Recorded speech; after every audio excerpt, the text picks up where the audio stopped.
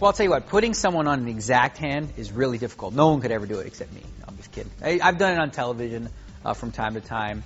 And, well, I'll give you an example of how I sort of, picked apart one of Freddie Deeb's hands. In one of the tournaments I played, it was a televised event. It was an interesting situation that came down. Freddie, it all comes down to tendencies. You got to know your opponent.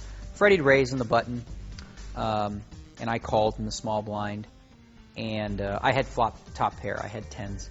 And the board came like 10-8 blank, and it goes check, check, and the turn is a jack, and it goes check, check, and then the river's a 7. So I had a queen 10. I still had the pair 10s, but now a 9 makes a straight. So I checked to Freddie, and Freddie bets. And here's the thing. I mean, I know Freddie probably has it, because he's not going to be, he's not going to, if he was bluffing, he probably would have bluffed on the flop or the turn. He's probably not going to make what I call the rookie bluff and wait to the river. So in this spot, I'm thinking to myself, well, he probably has a 9. What kind of 9 would he have? Okay. Now, he raised on the button. So he probably, has a decent 9, not like a 9-3 or 9 deuce.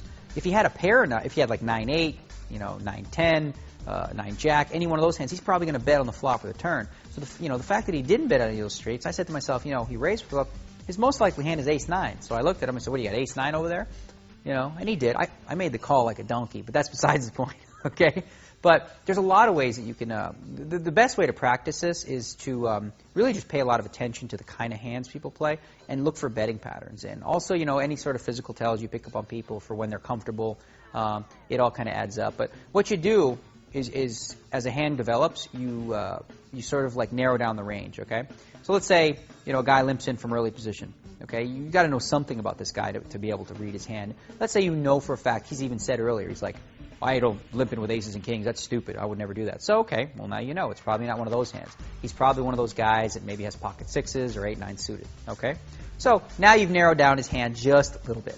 Now, the flop comes out, and based on his betting, you might be able to narrow it down even further. Let's say, for example, it comes 10-6 deuce, and now he decides to check raise you and make a big play at the pot. Well, right here we know he doesn't have aces or kings because he said, I don't play hands like that. Probably not 10, so what would you guess? I'm going to guess pocket 6s. It's probably 50-50. He either has a set of 6s, a set of deuces. You can pretty much rule out the 7-8 suited or 8-9 suited because he's really going to check raise you with that kind of hand. So it really just comes down to being smart about hand reading, And once you can narrow down their hands, you're never going to know 100% for sure, but if you continue to do it every hand, and not just the hands that you're actually playing, but the hands that you're out of, try to figure this out. I mean, I watched some of the best players when they're out of hands, and they're always thinking, well, what'd you have? Kenny Tran comes to mind in cash games. He's not even in hands. He's like, what'd you have? King 5?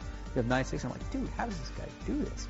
So just really paying attention to betting patterns and picking up on player tendencies. Start with a range, slowly but surely narrow it down, and then try to look like a genius on TV by calling out their cards, and then when you're beat, try folding. I never do that.